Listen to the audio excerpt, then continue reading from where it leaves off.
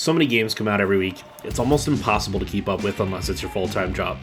That is except for this 4th week of February. So, yeah. Part of our process is we try and find 10 new games a week that either one of us has a ton of interest in or we think you should know about because it's either going to be probably really big or we just think it's a really unique looking title.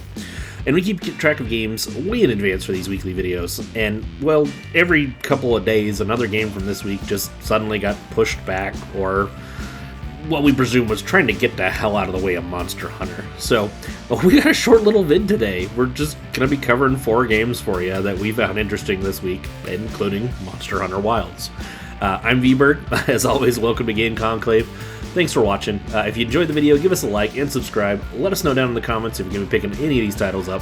Without further ado, let's hop into some new games launching this week. Alright, so we're just going to go ahead and start off with the bad boy of the week, the game that's going to chew up the sales charts for the next week or two and spit them back out. We got Monster Hunter Wilds launching this week. This is probably going to be one of the biggest games of the year, maybe the biggest if Grand Theft Auto doesn't launch. But yeah, Monster Hunter Wilds is launching, and as we stated in the intro, pretty sure that's the reason it was so hard to find so many games coming out this week. At one point in time, there was like 20 or 30, and they're just all disappeared. So it seems like everyone was just scurrying to get the hell away from Monster Hunter.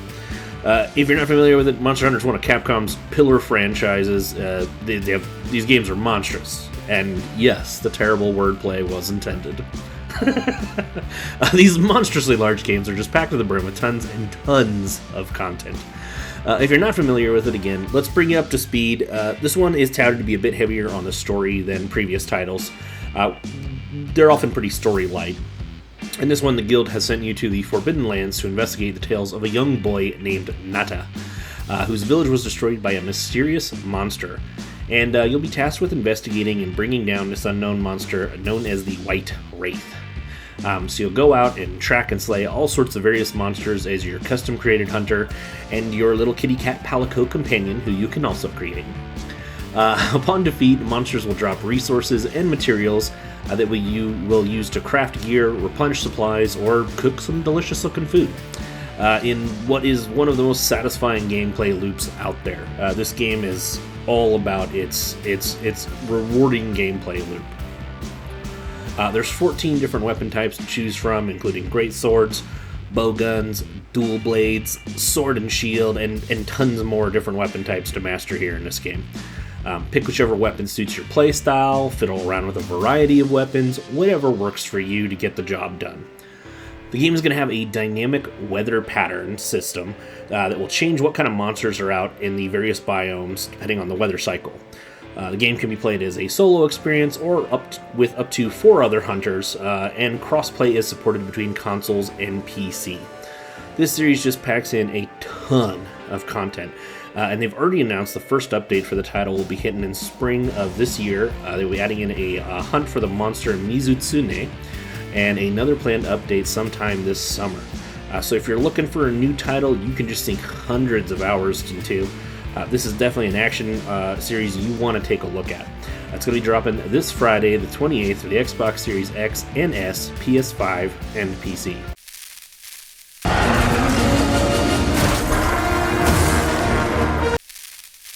Konami is finally bringing Ninja Five-0 back to modern consoles. This is a remaster of a Game Boy Advance title from 2003.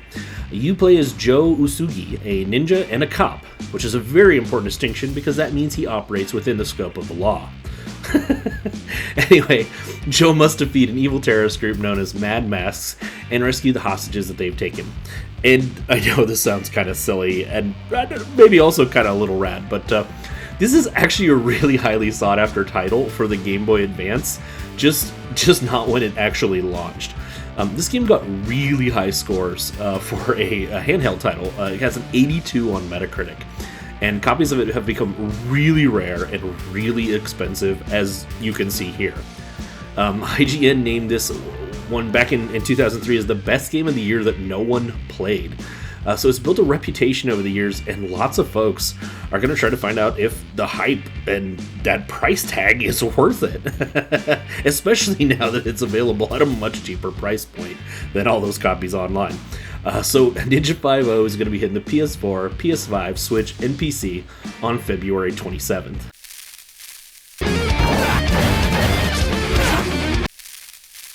Omega 6: The Triangle Stars is a retro, throwback, 16-bit stylized adventure game. And I know there's a good chance some of you are rolling your eyes. Another retro, throwback title. I feel the same way sometimes. And I was actually alive when the retro stuff was new, but yeah. This one though has a fun little story that we wanted to share with it that made it look interesting to some of us. So this one is being made by Happy Meal, which is a silly name, but we love silly names. It's based on a manga by the artist Takaya Imamura. And you're probably like, well, who the hell is that? Well, Takaya Imamura is a former illustrator, developer, and art director for Nintendo.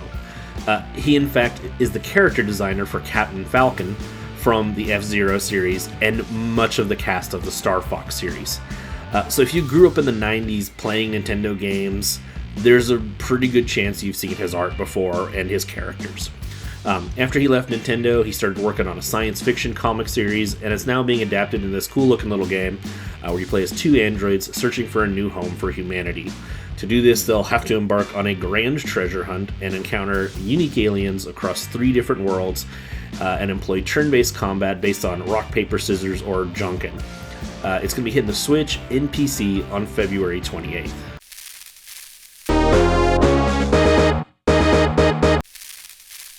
Alright, and last up we have the Yu-Gi-Oh! Early Days Collection.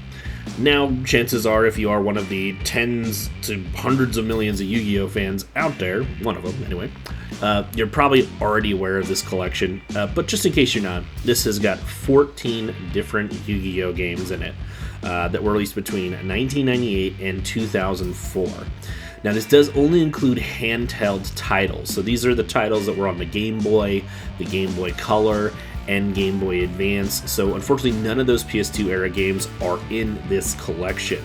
A couple of these titles though were exclusives to Japan previously. So, I almost forgot to mention in this collection, Duel Monsters 4 already has online play, so you can play against other duelists all around the world, and they are going to be in a patch adding in online play to some of these other titles for more online experiences with these games. So yeah, this is going to be dropping on February 27th for the Switch and PC, and it won't shock me that if this does well, we'll probably see another collection of Yu-Gi-Oh! Games coming down the line. Konami seems like they've become actually interested in getting back into games again. Between Ninja 5.0 we mentioned earlier, the Metal Gear Solid remake, and the Metal Gear Solid collections that dropped a year or two ago. This collection, the Silent Hill remake, and the Suikoden series coming back. Seems like Konami is trying to make up for lost time. So they have a great backlog of games, and hopefully for all you Yu-Gi-Oh! Fans, there's going to be more coming down the road.